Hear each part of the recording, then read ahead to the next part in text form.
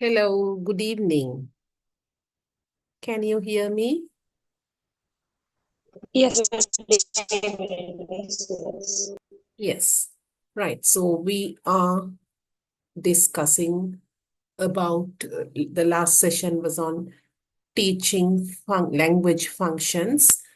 What is functional language and how we can present language functions uh, in the classroom. That was the last topic that we handled. And today it's going to be from language functions, starting from teaching language functions. We are about to enter into, uh, wait a minute, how to teach grammar, or maybe the different approaches that are used in teaching grammar. Right? So that's what we are going to focus today. So look at the day's content under Unit 5. Today, we are dealing with the day 3's content, where we will be discussing about how grammar can be taught not as a standalone topic, but in terms of utilizing the reading skill, or maybe in terms of utilizing the speaking skill, how we can do a grammar lesson, right? So not only just taking up a single grammar related component or a single grammar related topic and teaching them, but teaching grammar through different approaches connected to reading, speaking, or maybe utilizing the other areas. That is what we are going to focus today. Right? Look at the subtopics, different viewpoints of grammar, how different people view grammar, maybe a scholarly definition or maybe a layman's point of view, how grammar is viewed in different perspectives or maybe in different point of views. And then there is just an introduction, after which approaches used in teaching grammar. When it comes to teaching grammar in a second language context, we can adapt or we can use different approaches to teach grammar. So those are the approaches that are discussed here.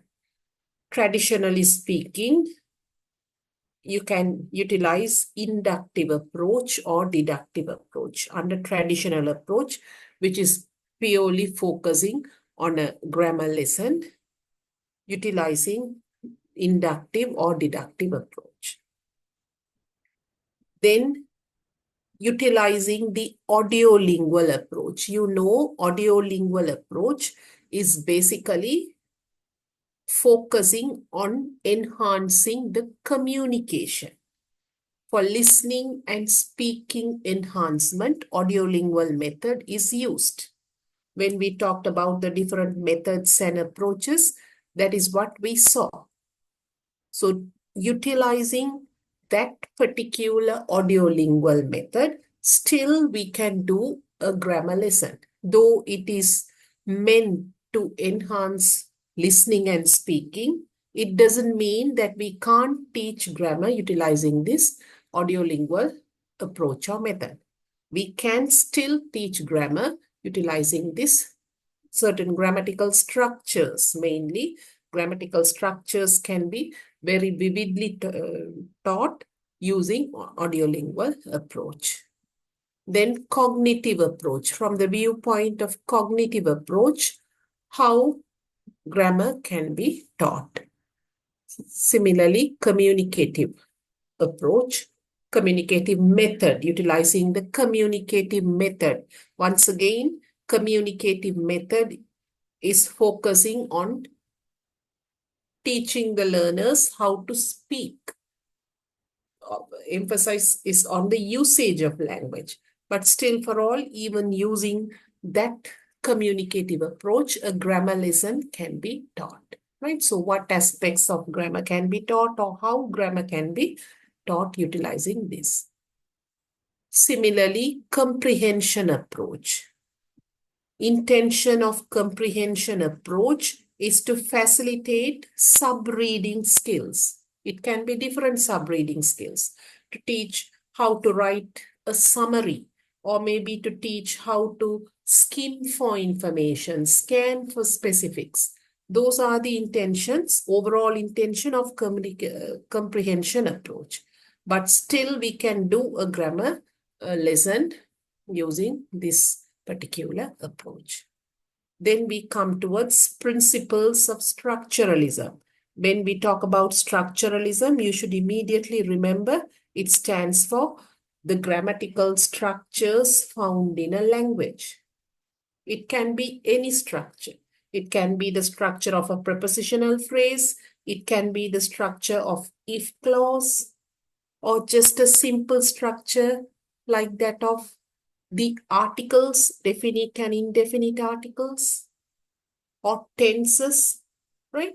So when we talk of structuralism, it's basically focusing on grammatical structures, how structures can be or should be presented to the class, and the guiding principles in utilizing structuralism to teach grammar. Right, so those are the subtopics that we will be handling. So overall, we are focusing on teaching grammar. How are we trying to teach grammar? By making use of different approaches. Remember, these approaches, the purpose of these approaches are not intended to teach grammar. Maybe structuralism intention is to teach grammar, but the other approaches, their predominant intention is not to teach grammar, but they are focusing on different skills, other skills. Still, for all, we can make use of them to do a grammar lesson, right? So that is what we are going to discuss. Different views of grammar.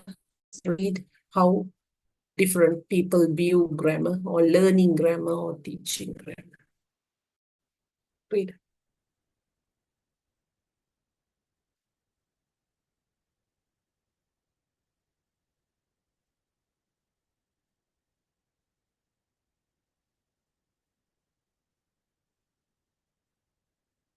A layman's or an ordinary person's point of view related to grammar is a set of formal patterns in which the words of a language are arranged in order to convey larger meanings, right? So normally we view grammar as a very rigid or maybe a fixed pattern, different patterns that are used to talk about or maybe to express the thoughts of a person. It can be sentence patterns, it can be phrasal patterns, any kind of formal patterns in which words are arranged according to a set of rules. Grammar viewed as a subject of scientific study from the point of view of a linguist, a branch of linguistic science which is concerned with the description, analysis, and formulation of formal language patterns. Right? So from a linguistic point of view, it is identified as a branch of linguistics, just like phonology that deals with sounds, morphology that deals with words, word constructions, and semantics that deals with meaning assigned to words, the different shades of meaning that are assigned to words. Syntax is a branch of linguistics that focuses on grammar. So in syntax, they tend to describe how structures are formed, different structures of grammar are formed, what are the rules that are governing those structural constructions, analysis, all those things. Right? So from the point of view of a linguist, that is how grammar is viewed, as a component of, or maybe as the branch of syntax. As a linguistic etiquette focusing on the usage, it is the internalized system that native speakers of a language share. When it comes to using, maybe in different social contexts, to express themselves clearly, what is the function of grammar over there? To make the speakers share their emotions and ideas in a very systematic manner. So natives, more than learning the grammar of that language, the intention of any language is to express themselves. If that is done, that means the primary function is fulfilled. So for a native speaker, grammar is something that helps them to express themselves clearly and precisely. When we talk of prescriptive and descriptive grammar, we have already talked about these concepts. I hope you remember. Descriptive grammar, it does not judge, but rather explains, right? So it's a very democratic kind of an approach where people are expected to use the language to express themselves. In spite of flaws, there can be multiple errors, but in spite of it, if they can express themselves clearly, that is known to be the descriptive perspective of grammar. So that is what is descriptive grammar all about. Aiding a person to use grammar, maybe to the bare minimum, or to aid his conversation or expressions. Prescriptive is something different. It tends to focus more on accuracy of rules, using grammar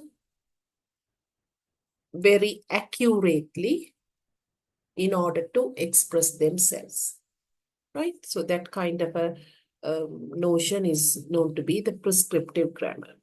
See, underlying implicit and abstract knowledge that humans have in their minds regarding the morphology and syntactic rules of their mother tongue or any other language you can relate to, right? So it's focusing more on the competency that a person holds related to grammar, right? So different people view grammar or learning grammar differently based upon their requirements.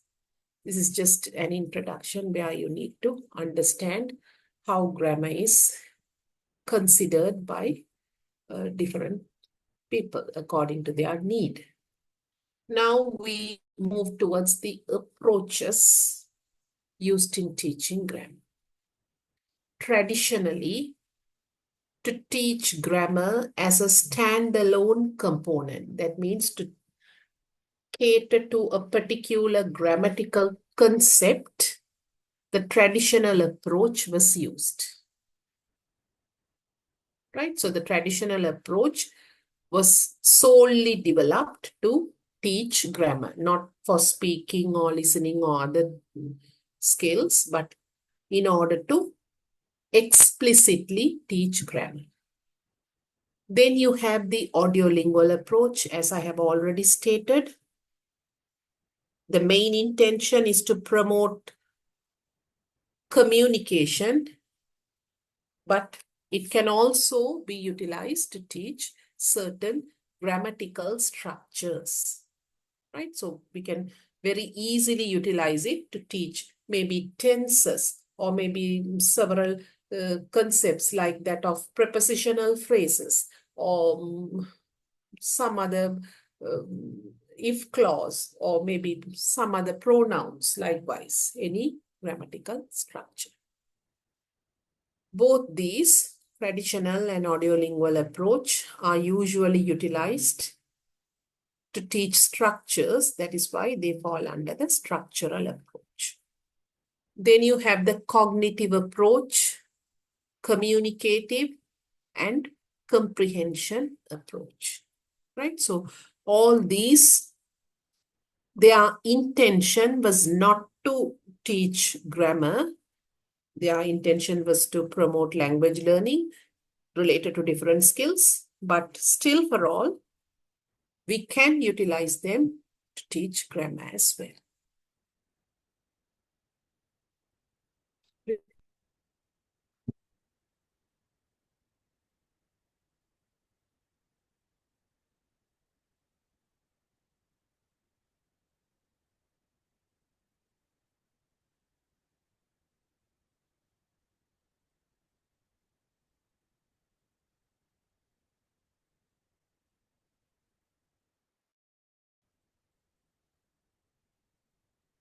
Traditional approach shows language primarily from the rule, shows language primarily from the rule-governed point of view and concentrates on the knowledge of grammar and items of vocabulary, right? So under traditional approach, when we teach grammar, what is the primary focus?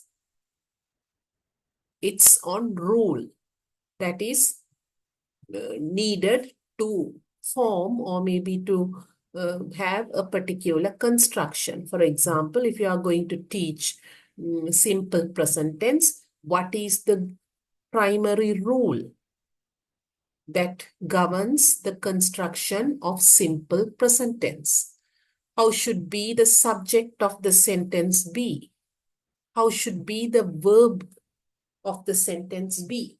Those kind of rules are the core of traditional approach. So it's always focusing on the rules that aid in creating grammatical structures and concentrates on the knowledge of grammar. So rules are taught in order to improve the knowledge of grammar of the learners, right? And also minimal focus is laid upon vocabulary as well. Remember, you can't teach grammar without vocabulary. And you can't practice vocabulary isolating grammar. When you're doing a vocabulary lesson, basic grammar is needed for them to read and understand, or maybe to construct a sentence or a phrase, right? Thereby both grammar and vocab go hand in hand. You can't separate them, obviously, and try to do a single lesson or a standalone lesson. So under traditional approach, you're talking about traditional approach. Remember, the main focus is on teaching the rule, improving the grammatical knowledge of the learner, as well as updating or maybe teaching a little bit of words. It is supposed that a person who knows the rules and the lexis, basically vocabulary, is able to understand the speakers, understand and speak the target language. So those are the basic requirements. According to the traditional approach, that is what they identified. Knowing the rules of the language and the vocabulary will help a person to communicate fluently. Then you are given some features of traditional approach. Usually traditional approach is used in a 3P lesson cycle: presentation, practice, production. That is how the traditional approach is used. Drilling any kind of structure, drilling becomes a very important part of the traditional approach. That is why, remember, audiolingual approach is a form of structural approach. Why? You find drilling or repetitions being used very extensively in audiolingual approach. Right? So under traditional approach, you have drilling taking a main place. Deductive teaching, you have both kinds of teaching, deductive and inductive teaching. Deductive means presenting the rule, explaining the rule, elaborating the rule, and afterwards making them work or create their own examples or maybe work on the rule. Right? So explicit teaching, deductive teaching, very direct teaching of grammar. For example, if you are teaching present continuous tense, you go and write the rule on the board, explain the rule. That kind of a teaching is known to be deductive teaching. So under traditional approach, mostly it's deductive teaching that is done. Grammatical structures are dressed up into communicative functions. Maybe grammatical structures are embedded, dressed up in the sense you find grammatical structures embedded in role plays, dialogues, or maybe speeches, right? Using any kind of communicative activity, structures are presented. Songs, likewise. Inductive way of teaching grammar. See, under traditional approach, both are possible. You can teach grammar directly starting from the rule, or else you can teach grammar indirectly. Inductive means indirectly. You don't go and write the rule on the board. Instead, you write the example. Give them several examples and teach the grammar starting from example. We will be discussing it later, don't worry. And also, listening and speaking skills aren't addressed. Traditional approach doesn't focus much on listening and speaking. Reading and writing becomes the important focus. Right? So we are focusing on how to utilize traditional approach to teach grammar. So in terms of teaching grammar using traditional approach, remember a 3P lesson is used. Drilling or repetition of structures are done. Deductive or inductive method can be used to teach the grammatical component, and communicative activities are used to embed the structures. Then we come towards deductive approach, right? Under traditional approach, you have a sub-approach known to be deductive. Read.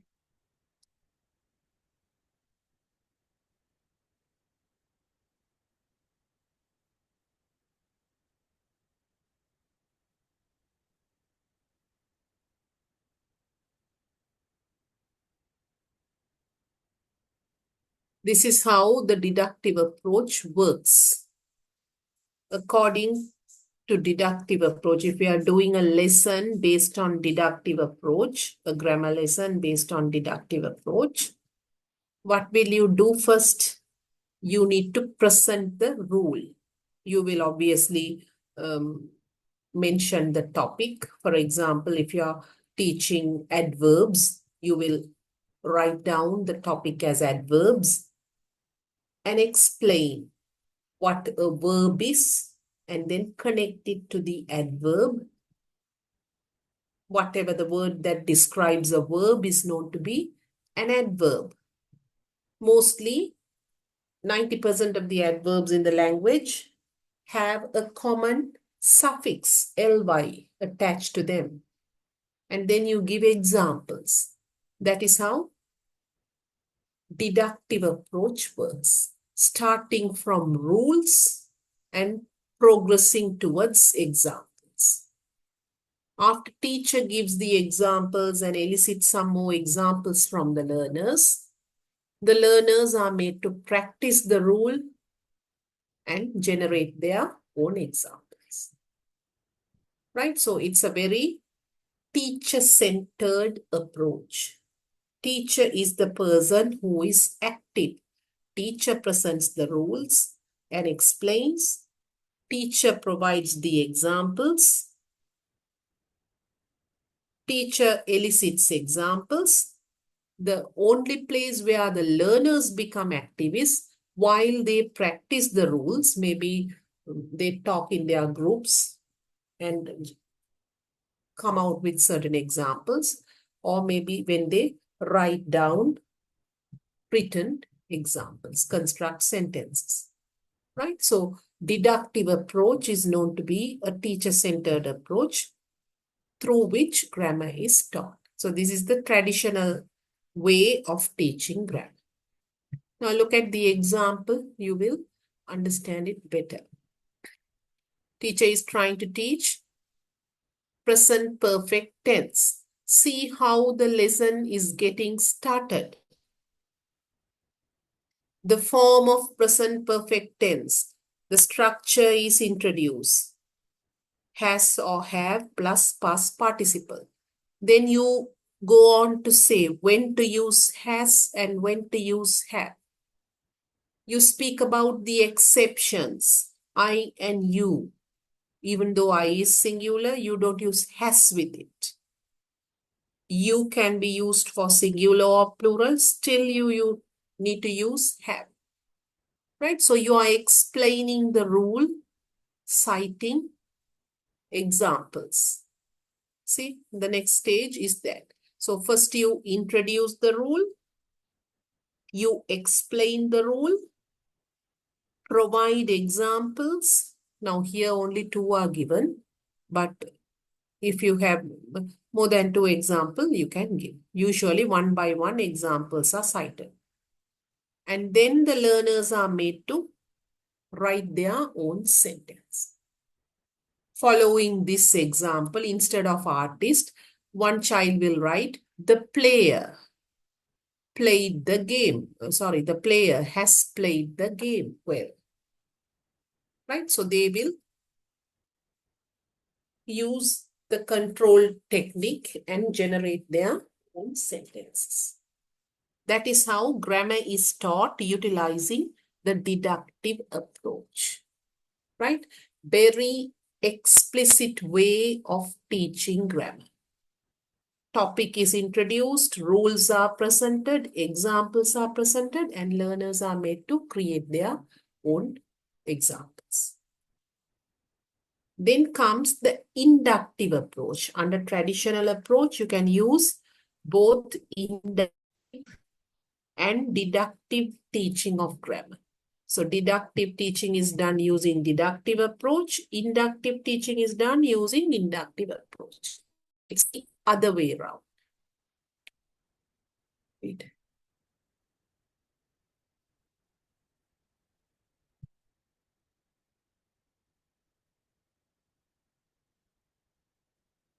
Teacher presents several examples. You don't mention them, the topic that they are going to learn. Without speaking anything about the topic, you just give several examples, not one or two. If you provide only 2-3 examples, it will be difficult. You have to give many examples as possible, maybe 5, 6, 7 examples. After giving the examples, teacher needs to question or ask questions and lead a discussion with the learners related to the examples. Right?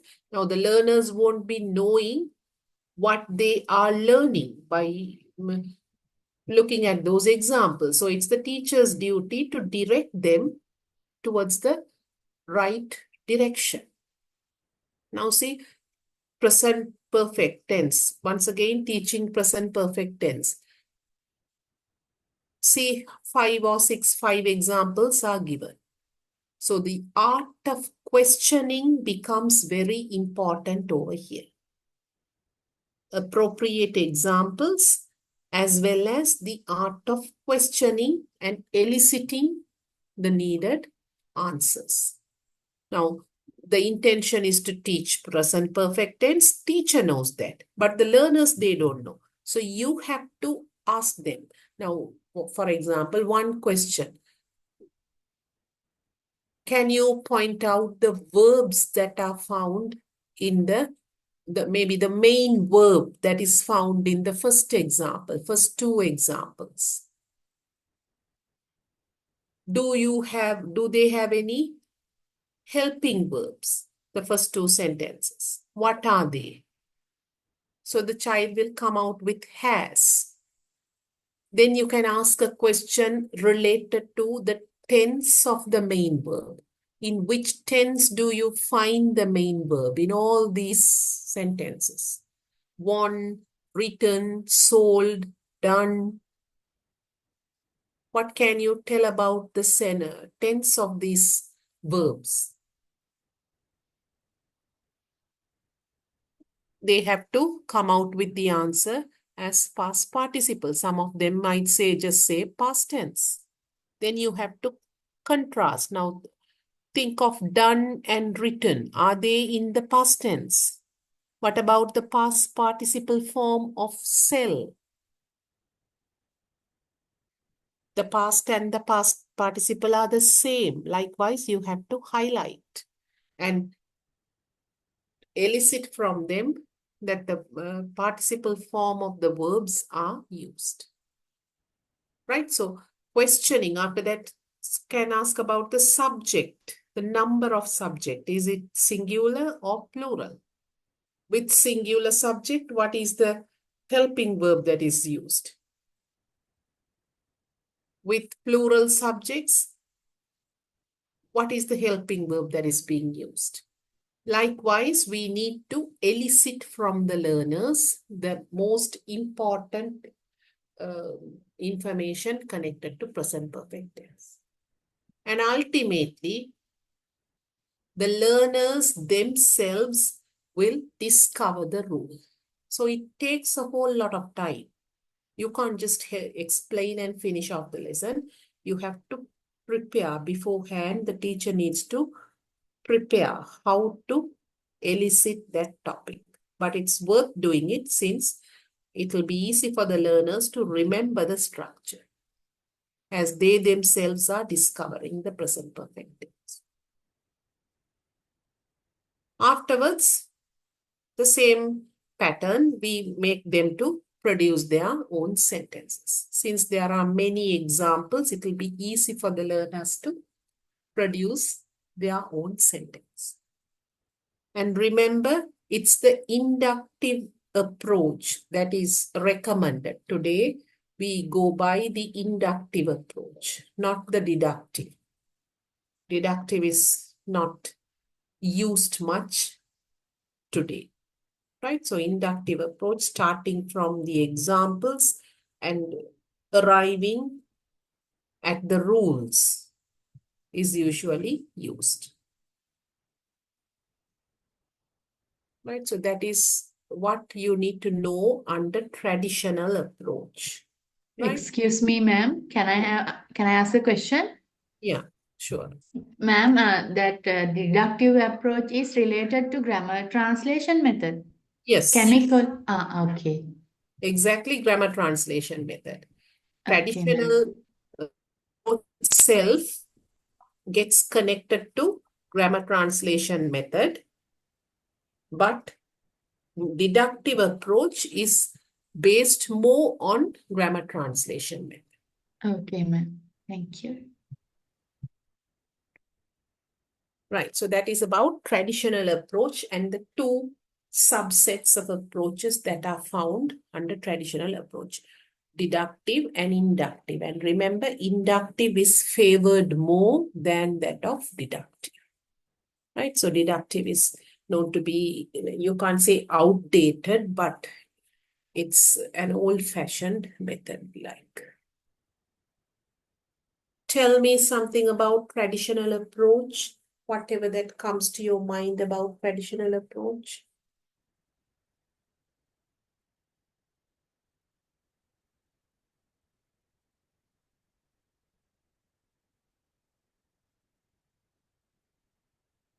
In which kind of a lesson or in which structure of a lesson do you find traditional approach can be used? Under which lesson type can you use a traditional approach mostly? Or it is used mostly? Grammar lessons. Yeah, grammar lessons.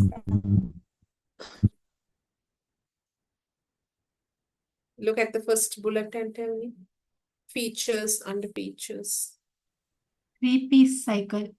3P cycle, right? So mostly in the 3P lessons, this traditional method can be very effectively used. And tell me any other important or outstanding feature that you can observe in both deductive and inductive approach. Common features.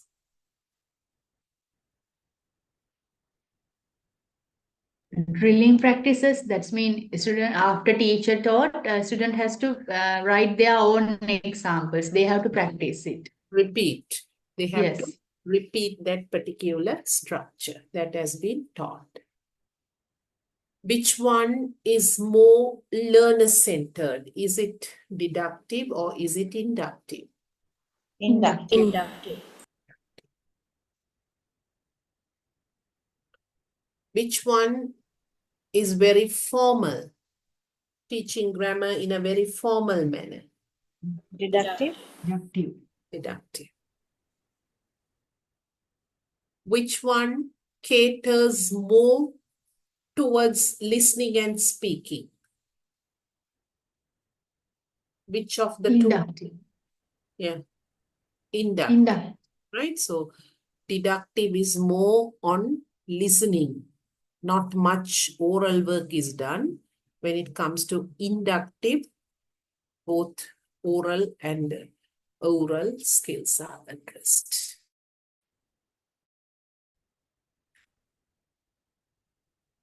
In which approach implicit teaching is done?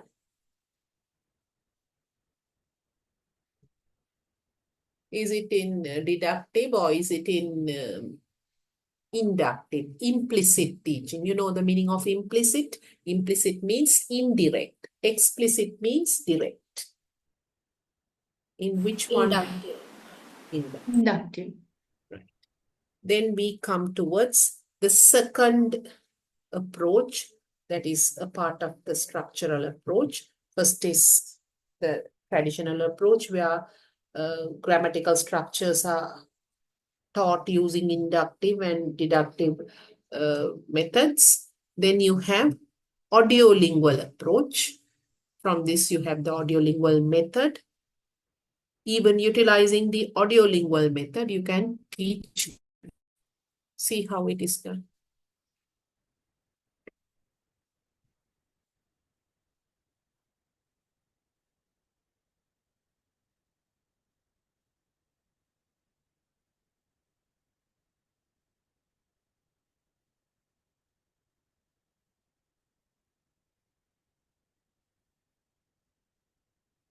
It's a structure-based approach. You can use language functions, no doubt. It's used to teach language functions as well. But when we focus on teaching grammar utilizing audiolingual, our concern is introducing different grammatical structures. It can be tenses, it can be adjectives, it can be adverbs, or maybe pronouns. If clause, any kind of grammatical structure can be taught utilizing audiolingual method. The key grammatical structure of the language is arranged according to the order of presentation on usual presentation, usually ranging from easy to difficult. So you can teach multiple structures. Now, maybe adjectives, adverbs, subject pronouns. Likewise, you can teach different structures at one go. Or else, you can even stick to one particular structure, teaching one particular structure. It depends on the intensity of the structure. If the structures are very simple, then you can introduce 2 structures or 3 structures together. If the structures are a bit complicated, for example, type 2 if clause. So you can't use type 1, type 2, type 3, everything in one dialogue. It might confuse the learners, right? So one key grammatical structure or several structures can be embedded or arranged in a dialogue or role play or whatever communicative activity that is being presented.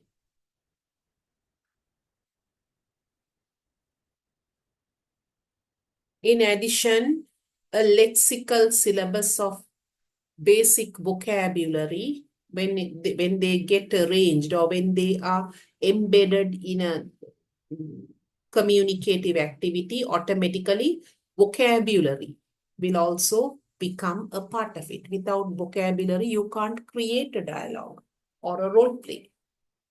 So suitable words related to that topic will also be a part of the audiolingual method, this part of that structures. When they learn the structure, they will also learn the words related to that. Vocabulary items are also specified in advance, right? So the words plus the structures both become the focus. Repetition. Now, our intention is to teach them the grammar using audiolingual method. So what are we doing? We are making them to repeat these structures. If it is present continuous tense, Mr. Ben is watching TV. Mrs. Ben is preparing dinner. The children are playing with a toy. Likewise, wherever you find the present continuous tense used in that dialogue or role play, you make them repeat that. Teacher articulates it first and you make them repeat it. Repeat that particular structure. Drill. Make the learners to drill it. Replacement. Instead of Mr. Ben, he is watching television. She is cooking dinner or preparing dinner. They are playing with a toy. Or else, instead of they, John and Jim are playing with the toy. Replacement. You make them replace the particular, whatever possible words with new words. It can be pronouns or nouns. Right? So repetitions, drilling, replacements are used mechanically. Basically, they are made to repeat those. Where learning takes place as a means of habit formation. Just like making them to speak out, what is happening over here? The focus goes on to the structure that we are planning to teach, structure or structures. Grammar is taught in the form of the structural presentation in dialogues or role plays. Right? So the children will understand if it is going to be present continuous tense. This is the structure of present continuous tense. Am is are plus verb ing. When deciding on the dialogue or the role play, we have to be very careful in including the needed structures. Otherwise, it won't be effective. An attempt is made to minimize the possibilities of making mistakes in both speaking and writing. When articulating the examples, to use the correct pronunciation, and when writing, to use the correct grammar. Those are the salient points that you need to focus on under audiolingual approach. Read the rest of it.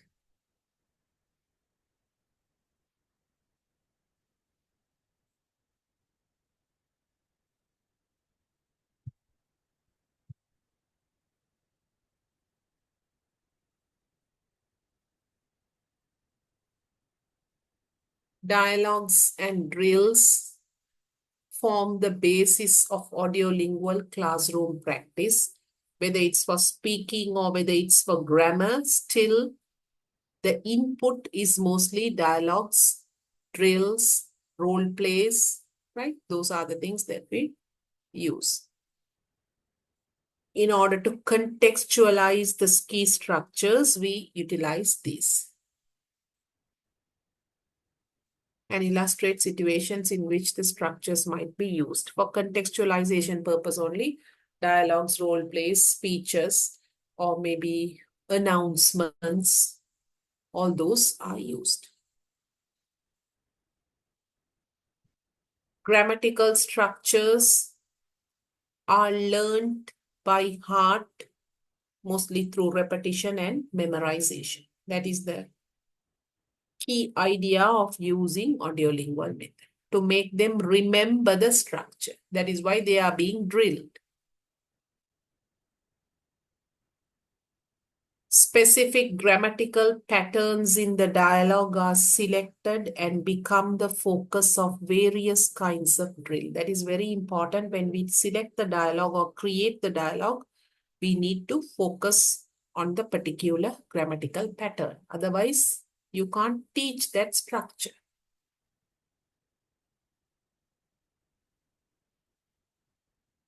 When utilizing audiolingual method or any method, start teaching grammar from the simple patterns. Maybe a very simple structure like that of this is, these are, that is, those are, like simple structure. Start it from a very basic structure and then gradually increase the standard of the structures.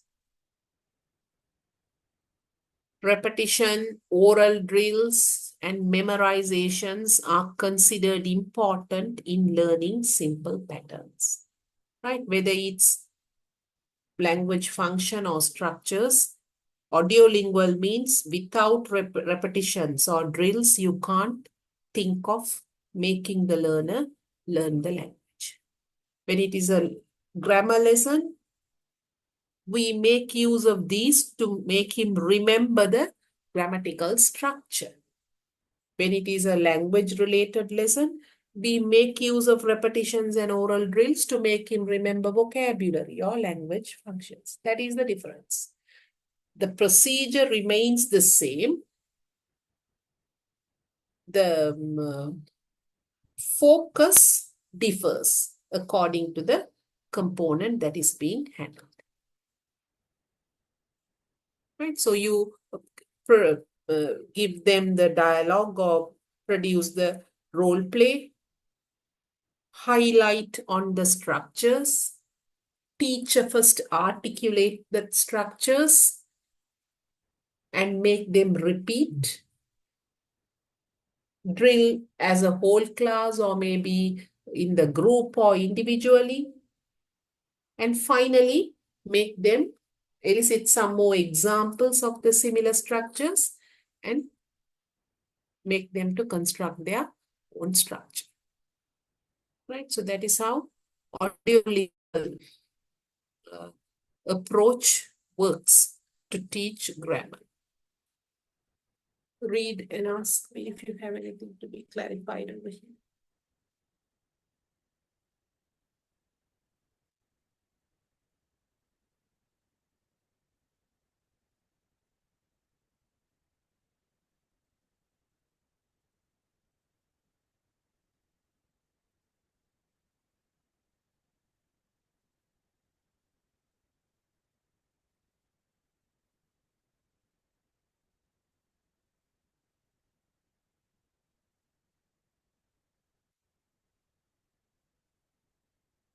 So when it comes to doing a lesson using audiolingual approach, What are we basically teaching the learners? What do we intend teaching the learners?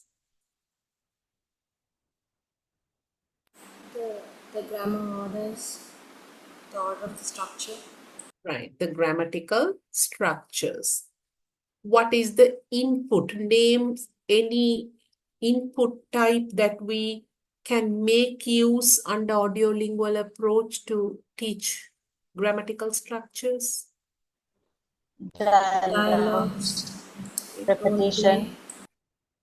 Repetition is a technique. I'm asking about the input. Just like dialogues, think of some other text types. Drilling. role play, Role play. Speech, speeches, right? Information gap activities.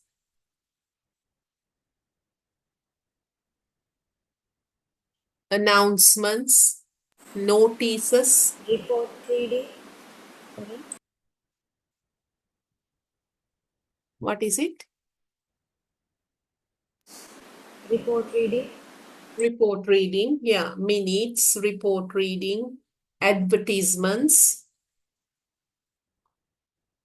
all any kind of input that is related to listening and speaking can be utilized.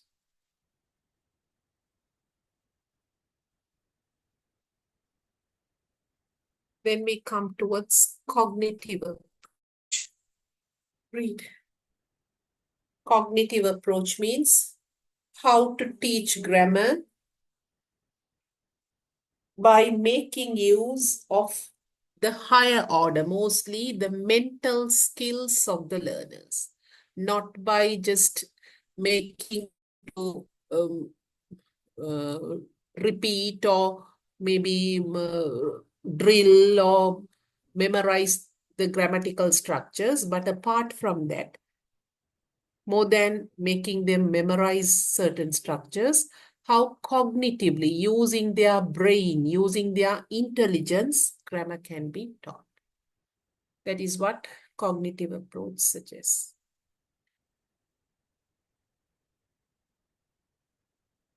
So here you have something about cognitive approach. First of all, we need to understand what cognitive approach is all about. Audiolingualism, you know, it's based on behavioral theories. Stimuli respond. You have a stimuli, you provide them an audio clip, make them listen to it. After listening, what are they doing? They are responding to it. They are repeating the structure, or they are drilling, engaged in drilling the structures. So there is a stimuli and there is a response given by the child to the stimuli.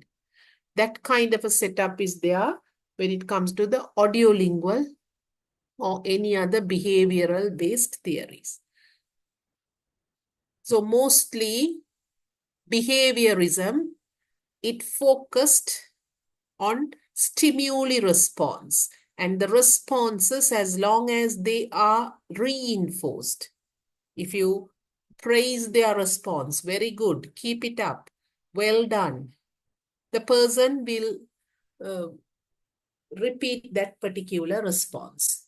If you are not going to reinforce, or if you give negative reinforcement, that response might vanish or it might get stopped.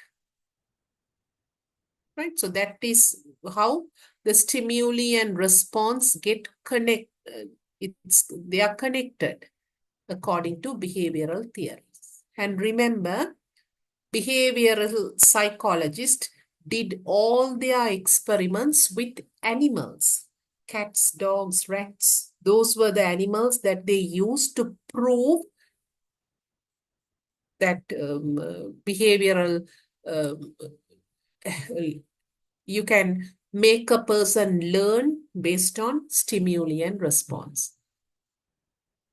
Therefore, what cognitive psychologists felt was whatever the experiments done by the behaviorists was not adequate enough to be implemented with humans. Human behavior, human brain, human learning process is more advanced than that of animals. So that can't be directly applied to human learning process. That is why they proposed a different method of learning in terms of humans, right? So it's from there that we talk about the cognitive approach. So what are they telling the cognitive psychologist? It's not possible to analyze the process of human learning, such as thinking, remembering, logical, other higher mental behavior using stimuli response. Stimuli response is fine with animals, but when it comes to humans, the human learning is very complicated. Humans are capable of remembering things, whereas animals' memory is short-lived. They don't remember much. It's only about the present that they remember, not the past and future. No experiments have proved. Or even if they remember, it's a very shallow remembrance, unlike humans. Logical thought. Humans can put things together, connect things together, and think and come to conclusions. Animals don't have that capacity. Therefore, in learning, not only grammar, in learning anything, higher order mental skills contribute towards humans. It's not only the stimuli response. There can be some relationship between stimuli response, no doubt, but apart from that, higher mental order or higher mental skills help a person to learn information. Intelligence. So these are the higher mental skills that they argued. Intelligence of a person, memory, developing insights. When you are facing a problem, you think of different possibilities to solve that problems. If there are 5 possibilities, ultimately you will arrive at the most suitable one, or maybe whatever that you think is the best one. Right? So the ability to develop insights, to pick and choose the most appropriate one. Solutions, solving problems, all those are identified as mental skills for human learning. Thereby, under cognitive approach, what are the cognitive psychologists recommending to be used? These kind of things. Higher order thinking skills should be used to produce learning. It can be grammar, it can be any other discipline. Read the rest of it. Cognitive and mental both get interrelated over here. Mentalist view.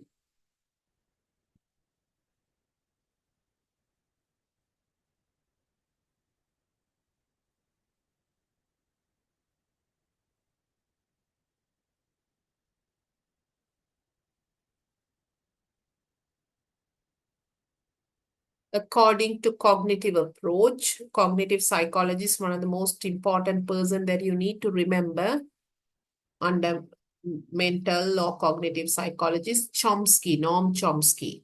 What does he mention about the learning process of children? Children are considered to be born with a natural disposition to learn a language. It can be any area of language, vocabulary, sound, or maybe phonology, syntax. At birth itself, any normal child, we are not talking about abnormal children, any normal child has the potentiality to learn a language. Not his own mother tongue, it can be totally a different language, right? Whatever the language that he is exposed to, the child is capable of learning. That kind of a disposition is known to be the language acquisition device. See, they learn the language they are exposed to by means of a special language acquisition device. So at birth, this LAD is found in the child system. It's not a physical thing. You can't touch and feel like that of the kidney or like that of the brains, but it is an intangible disposition where the child is capable of learning any language that it is exposed to. So it's something connected to the cognitive process. If he is not exposed, then this LAD will not get activated. It will remain dormant. Chomsky demonstrated two structures, the surface structure and the deep structure, are available in a grammatical construction. So he talks about constructing sentences or any structure, grammatical structure. When we construct a grammatical structure, there is an invisible rule. Chomsky believes there is an invisible rule operating in a person's system. We don't realize that, but we just try to write down the structure on the paper. That is known to be the surface structure. But the rule that is governing us is known to be deciding the deep structure. If we are if we know the language well, or if we are well accustomed with the language, definitely the deep structure will be correct. If we are not confident, or if we are not aware of the language much, then the deep structure can go wrong. If this go wrong, then obviously the surface structure will also get wrong. So see, what is determining the deep structure of a person? How much is using the language, or how much is accustomed to the language. Right? So all invisible forces in the person is governing the learning process. Understanding these two structures, how rules are applied on them meaningfully, assist the learner in learning the grammar. Right? So first, the person, according to Chomsky, first we tend to focus more on the surface structure. The learner doesn't know much about the deep structure. When he focuses more on the surface structure and make errors, he makes errors with the surface structure. Ultimately, he tends to organize the deep structure. Correct.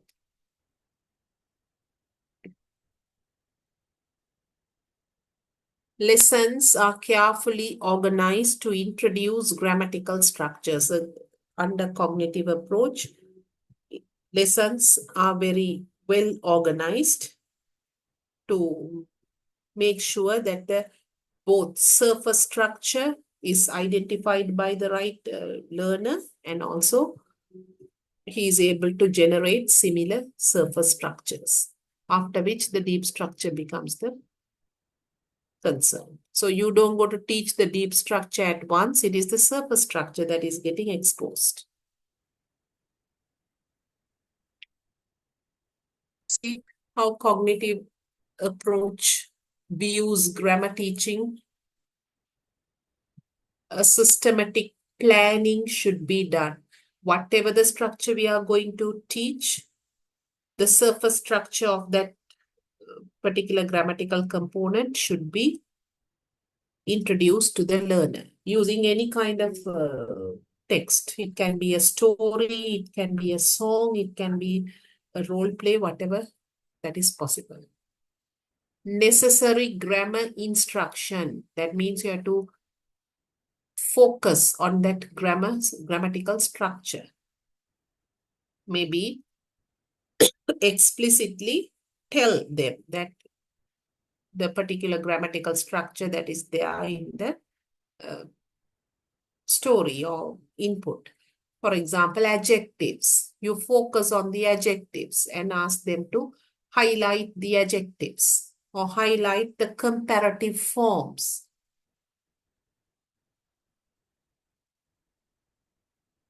Extensive exposure to instructed grammar points. You make them identify the forms or the structures and then you give them some kind of an exposure explanation for the reasons why that grammatical structure appears to be like that. Right? So first identification, then explanation of grammar points. After that, production activities. Group work and task performance. You make them work on a task, maybe write out a story or talk about a character using the structure that is learned. Post-lesson activities, homework, assign homework related to that grammatical structure. Right? So under cognitive approach, once again, we are focusing on making them learn the structure, but how are they learning it? By mostly utilizing or using their brains to identify, then to argue or to present in group work or maybe in task performance, to present or to use that structure. Intellectual focus becomes more when it comes to cognitive approach. Then repetition, you don't make them repeat and all. You make them to use their intelligence and identify the structure and use the structure properly. Tell me something about cognitive approach or learning. Using Yes, cognitive approach. it's mostly through, it's taught through mostly mental skills of the learners. Increase your volume, I can't hear. It's taught through the mental skills of the learners. Okay, give me some examples for mental skills.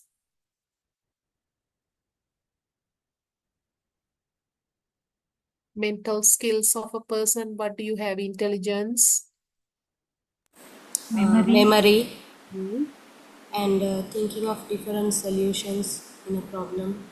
creating insights, synthesizing, that means putting in writing, summarizing, synthesizing, analyzing, right? Analyzing which one is correct. Now, if you give two spellings, which one is correct and which one is incorrect, maybe based on the letters that are used before and after the particular word, a particular letter, right? So utilizing the higher order, you call it the hot skills, higher order thinking skills, making them learn the grammar. Comparing, correcting errors, you give us text with mistakes, make them to correct the mistakes or highlight the mistakes. So that is a work for the brain to find, read, and detect the mistakes, right? So those kind of approach is known to be the cognitive approach. Communicative approach, read. Teaching grammar by making learners communicate with one another, right? Through communication, grammar is taught. Somewhat similar to that of reading.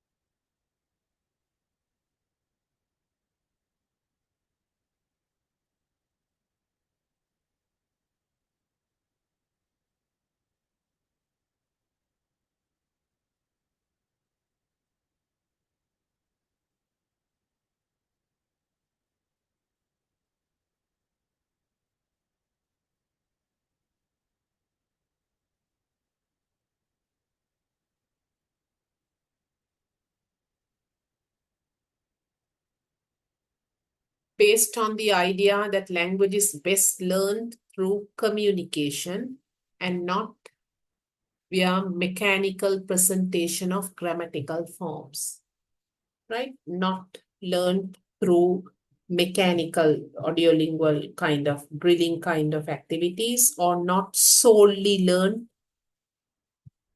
using the cognitive skills of a learner. Cognitive skills plus communication helps a person to learn the language. We are talking about learning grammar or presenting structures using communication approach, right? So at large, language is learned through communication. Even when it comes to learning structures, structures are introduced through communication and used in communication through which they are learned. Communicative approach approaches have disregarded the explicit use of grammar rules, right? So explicit, direct. According to communicative approach, grammar rules are not directly taught. You can't teach grammar rules in black and white, just like what we did under deductive approach. Right? So grammar rules are not directly taught. Communicative principles, which are supposed to be focused in the grammar lessons, are meaning is emphasized. The structure, for example, if you are using, say, plurals, if your intention is to teach them abstract nouns or mass nouns, the function of that word, or maybe the meaning of that word and the function, water, or any other mass noun like that of rice. Rice is expensive these days, right? So you can't obviously say rice, it's a mass noun, singular one. Likewise, the meaning and the functional meaning of it gets emphasized more than that of the grammatical explanation. Contextualization is important. Whatever the grammar related topic that is being taught needs to be embedded in a dialogue or any other appropriate input. Language learning is learning to communicate. So speaking, listening and speaking becomes very important in learning grammar. The structures are going to be used to speak out, or maybe to make a request, to inquire. Errors are accepted, repeated trials and error. Learners can go wrong, they can use broken language. All those are a part of learning. Fluency is primary, accuracy is secondary. Under communicative approach, even if they go wrong, there can be flaws, there can be mistakes that will not be considered much as long as they are able to communicate the meaning. Right? So you remember, under communicative approach, each grammar, we need to utilize any kind of communicative input or task first and embed the structure into that task.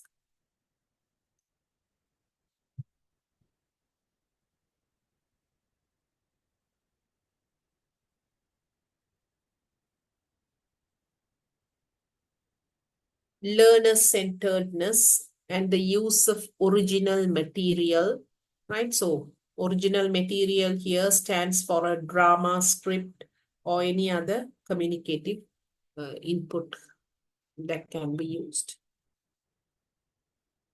Grammar should be combined to communicative functions. Communicative functions, basically, they are referring to the language functions such as inquiring, agreeing, disagreeing, right? All those kind of communicative functions. Introducing.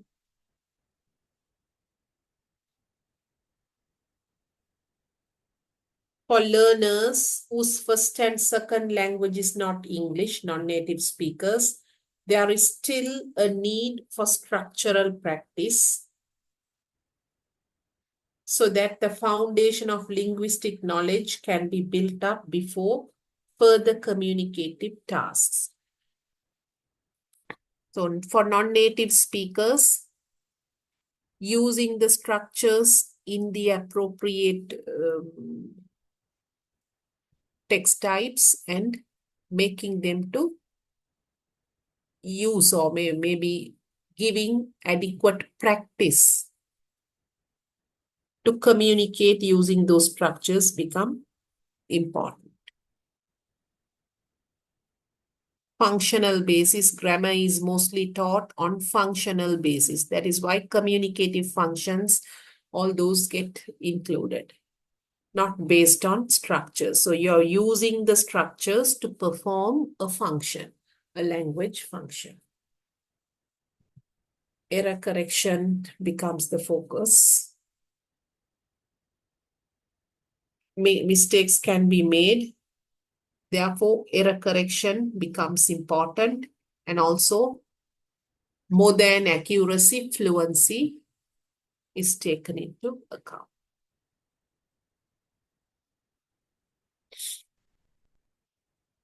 So that is something to do with communicative approach. Tell me something about it, whatever that you understood.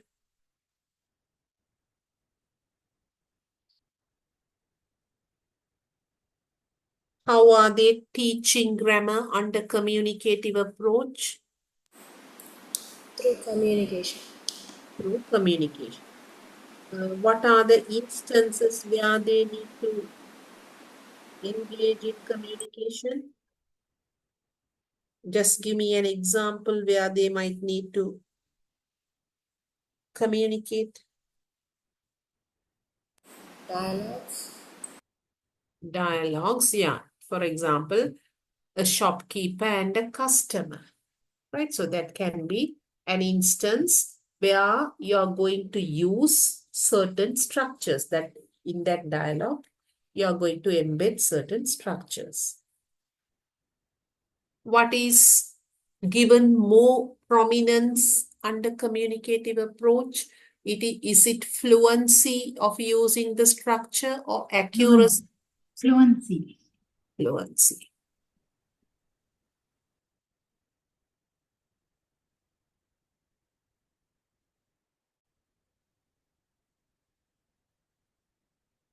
How are the rules presented, the grammar rules, how are they presented? Are they taught directly, or are they taught through the usage of the language? After the usage of language. Through the usage of language. Then you have the reading related approach, teaching grammar utilizing comprehension approach. Comprehension approach means by assigning a text, a reading text, reading comprehension text, and utilizing that, the teacher tends to teach grammar, right? So not teaching any sub skills of reading apart from that, or instead of teaching the sub skills of reading, you focus on teaching several grammatical aspects or grammatical structures. That is what is known to be the comprehension approach. Rejects rote learning. Rote learning, you know what rote learning is. When you keep on drilling something without knowing the meaning of that word, if you are able to remember that, it's known to be rote learning. So a comprehension approach does not approve rote learning. No Excuse me, can you please show me the topic slide?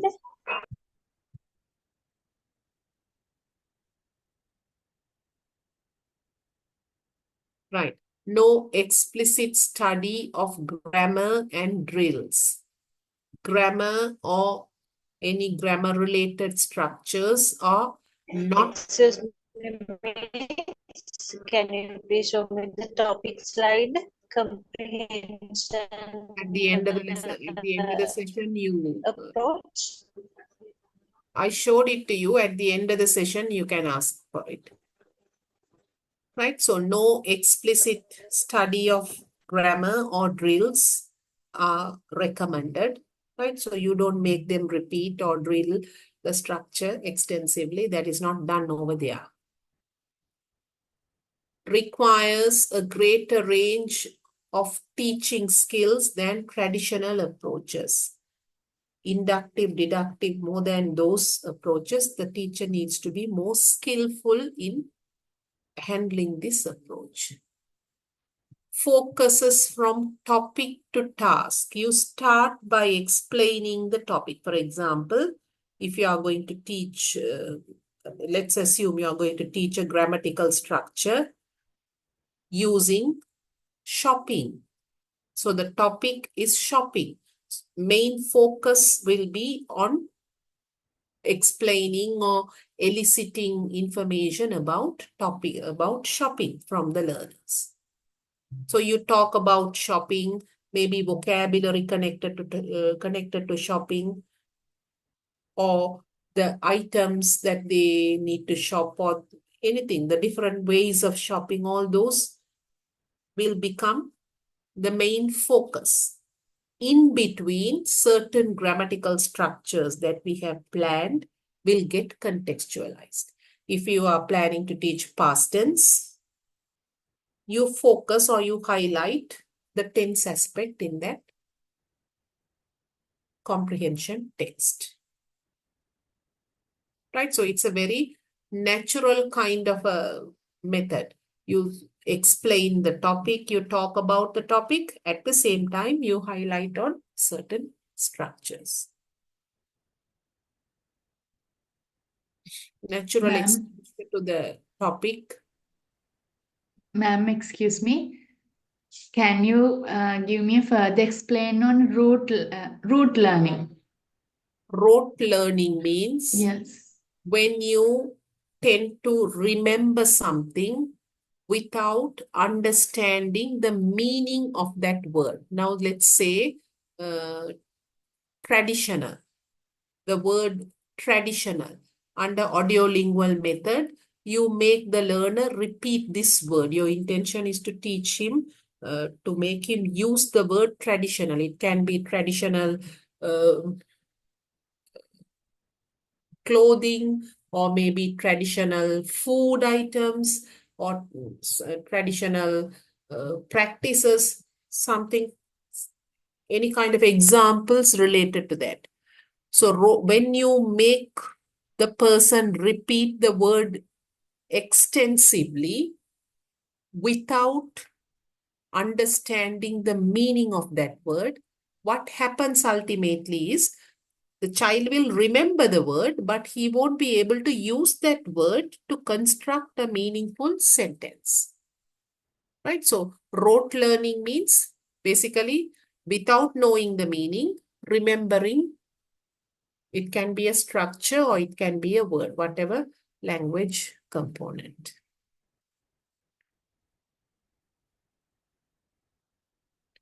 First of all, under comprehension approach, you don't teach them or you don't make them repeat things. Drilling or repetition is avoided. As a result of it, it rejects rote learning as well. Comprehension-based approach works. applies research findings from L1, L2 to foreign language learning, and just like how a person learns his first language, the grammar of his first language, even a second language grammar or a foreign language grammar can be learned. Listening comprehension is viewed as the basic skill from which the others stem, right? So first, under comprehension-based approach, any language component is introduced mostly, predominantly through the listening comprehension. You discuss, you make them listen to an audio and build up the background to that topic. Meaningful input becomes important. De-emphasis on error correction. Learners can make mistakes, but all the mistakes will not be corrected. Whatever the mistakes that is obstructing the accuracy will, obstructing the fluency will get corrected.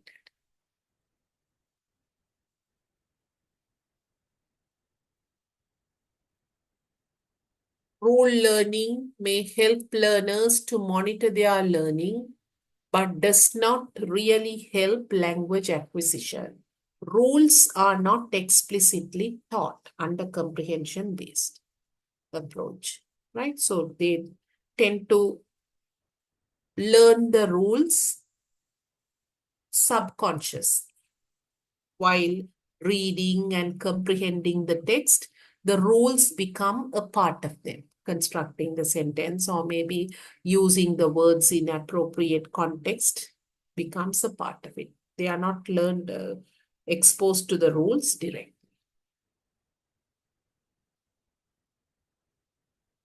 If the teacher is not a native speaker, you can use audio, video, or even if it is a native speaker, no harm in. So comprehension-based approach, definitely you need to have an input. The input can be mostly, they recommend using reading input more than that of audio or video. Any kind of reading input will help the learner. See?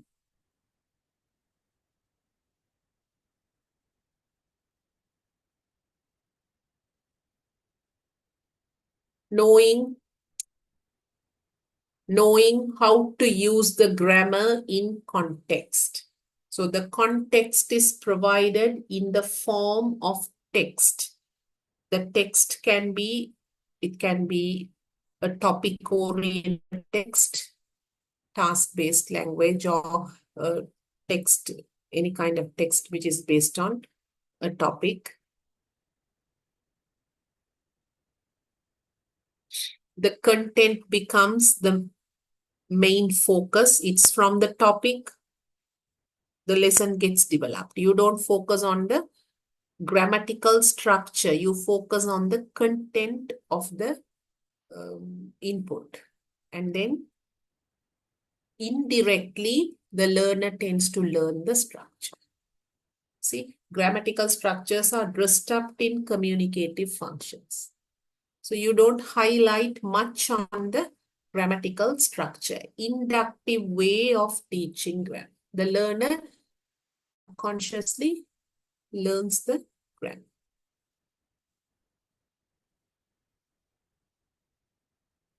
So likewise, you have several features connected to comprehension approach. So even when we are doing a reading lesson, a reading comprehension lesson, there can be certain grammatical topics that can get highlighted or you can indirectly refer to under this particular approach.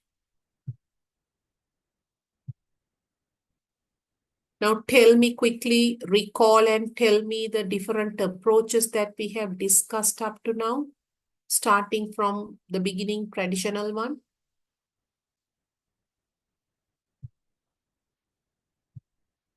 What was the initial approach that we discussed? Traditional approach. Traditional approach. Under that, what were the two sub ones? Deductive approach and inductive. And inductive. After the traditional approach, what was the second one? Audiolingual. Audiolingual. After audiolingual, Cognitive approach. cognitive. Then Communicative. mhm, Then comprehension. Comprehension. communicative comprehension. Right? Now it's structural approach. I told you structural means basically grammar, teaching grammar, or maybe learning a language by learning the structures or the grammatical rules related to that approach. Right? So structural approach itself is focusing on learning grammar. Right? So it's somewhat teaching grammar through a grammatical approach, like read. Principles of structuralism.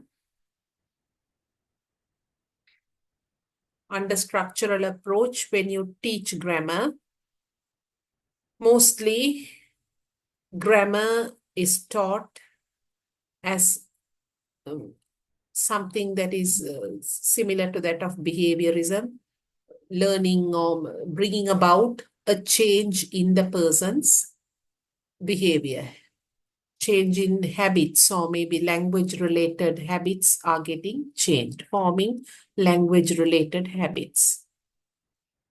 Making use of listening and speaking. Under structural approach, mostly grammar is taught to the learner, or maybe the learner learns it by engaging in oral work. It can be speech, it can be even written oral work. But the importance is there should be production part of the learning process. Either oral production or written production should take place. Learner-centeredness. Learner should be active. He should actively participate in the learning process.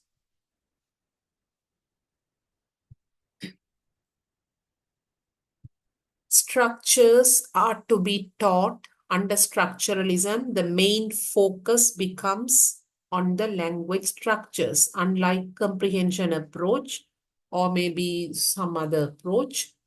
Here, structuralism focuses on teaching language structures, starting from the easiest one to the most difficult one.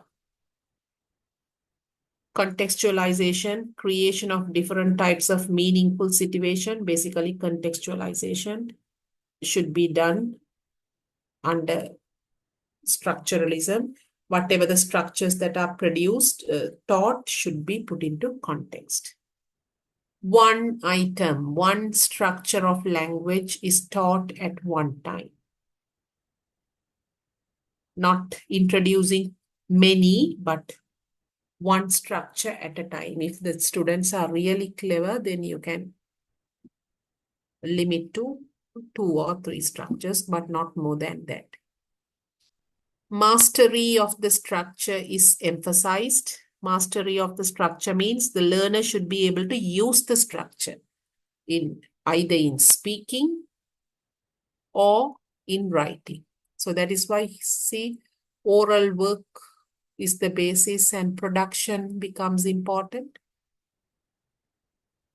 When mastery of the structure is achieved, you can obviously see that in the pupil's work. He will be able to speak using that structure or write sentences or a paragraph using those structures.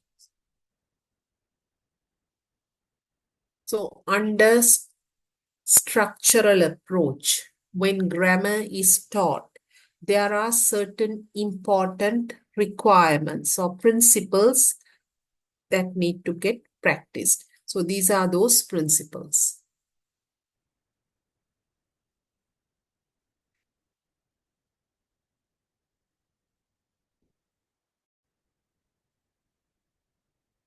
under structuralism, when we are selecting structures, grammar-related structures, the characteristics that need to be adhered to is usefulness of the structure, right? For example, if you are, let's assume you are teaching them the comparative structure, that is ER or more, right? So comparative can be made by using the ER form of the adjective, or else, depending on the number of syllables that are used, if it is more than 2 syllables, then you have to go in for more.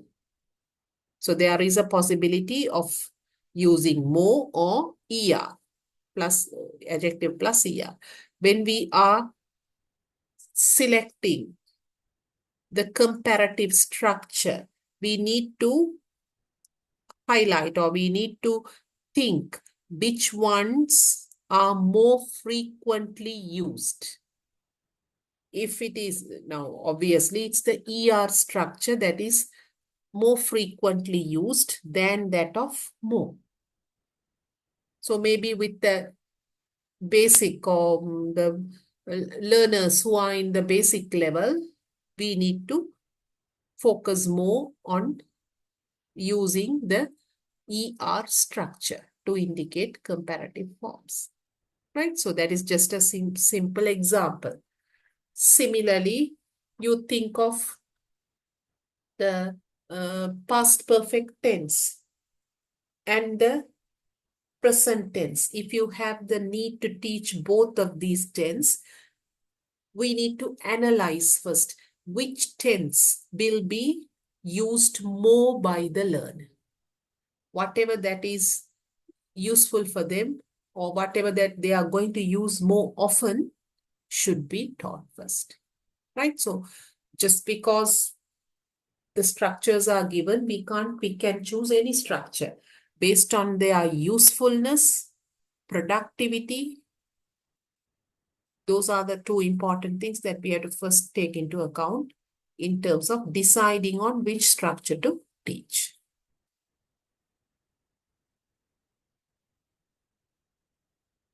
Then simplicity, that means the ability to understand, the learner's ability to comprehend the structure. Is it something simple for them to comprehend easily? Teachability, is it something easy for the teacher to teach using the whatever the teaching aids that she has got, or maybe the examples or the material?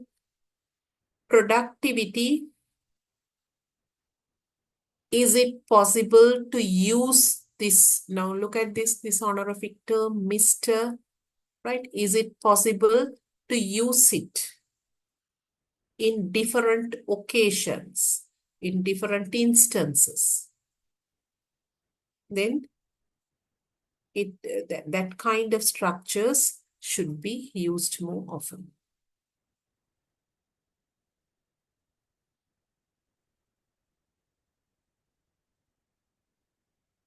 So that is, look at your self-study task.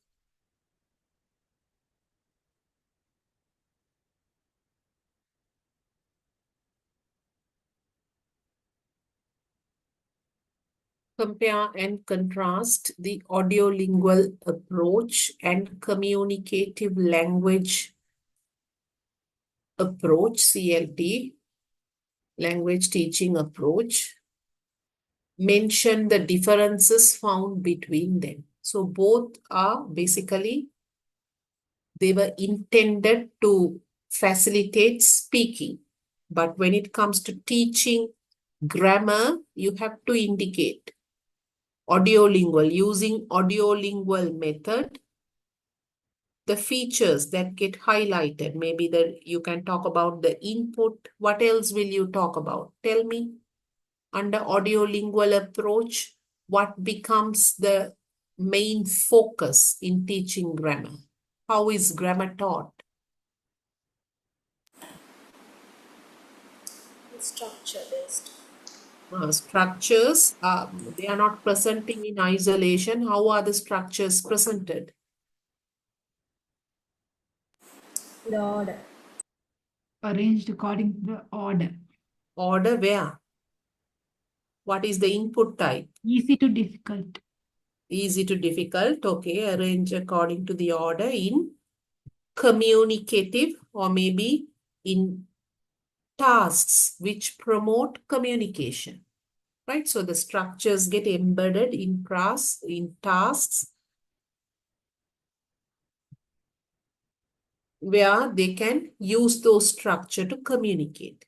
And how are the learners made to remember those structures? That is the main difference that you have to mention. Under audiolingual method, how do they make the child to remember the structure? Dialogues and role Repetition. plays. Oral. Oral Drills. drilling, And right? Repetition and oral drillings, replacements. Those are the features that help the learner to remember the structure. But under communicative language teaching, are they made to drill? Are they are the structures getting drilled so extensively? no. No. Instead of getting drilled or using replacement or repeating the structures, what is the technique that they are using over here? Learner-centered. Learner-centered. Where are the structures? How are the structures getting internalized in the learner's system? By using them, right? By making the learners use the structures in appropriate context. Contextualized usage becomes the important feature over here. And also they promote fluency. They are not focusing on the accuracy of the structure, but they are tending to promote fluency in using the structure. Here, they are focusing on accuracy of using the structure. Likewise, you have to compare both these approaches and write. Ma'am, how many differences do we have to mention? At least 3 you have to mention. Minimum 3. If you can write 5 or 4, it's okay. But minimum you have to mention 3. Now, I have told you 2. You better find 1 more. What is the cognitive approach? What is cognitive approach? So talk about the hot skills, higher order thinking skills, and their contribution in remembering the structures or maybe in identifying the structures, writing sentences or constructing any kind of sentences or clauses using the structures.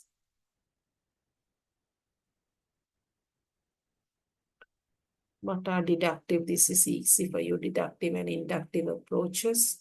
Define what is deductive and what is inductive and how they differ. Once again, state at least 2 or 3 differences. 3 differences would do.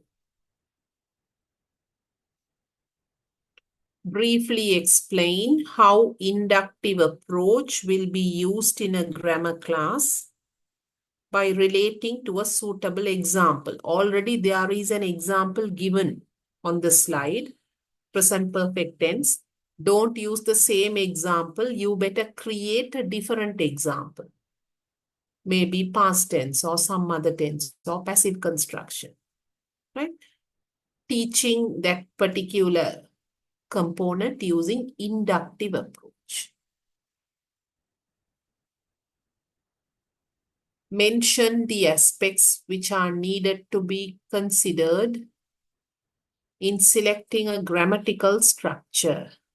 This one, usefulness, productivity, right? Selecting grammatical structure. When there are many structures available, which one are we going to select? Based upon the usefulness of the structure, productivity, teachability, and simplicity. Just mention that you don't need to explain anything. Just mention, put the bullets or number them and write them.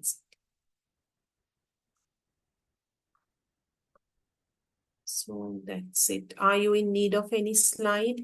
Somebody, this one. Okay, take comprehension approach.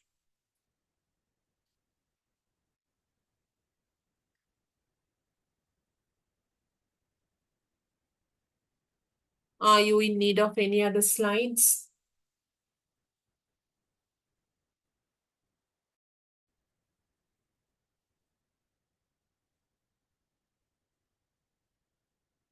Okay. Tell me, what was today's topic? What was today's Various approaches to teach grammar. topic? How many approaches did we discuss roughly? Roughly 9. 9. 5. 9. Any other number? 5. Right. Inductive, deductive under traditional. What is the audiolingual? Communicative. Cognitive. Cognitive. Comprehension. And the last one, that is not an approach, principles connected to structuralism, right? When we are presenting structures, what we need to take into account. Okay, that's it. You better complete your self-study task and send it to the institute, and we will be wait a minute. Yeah. No handout for you, so we will be meeting on next Sunday. Thank you, ma'am.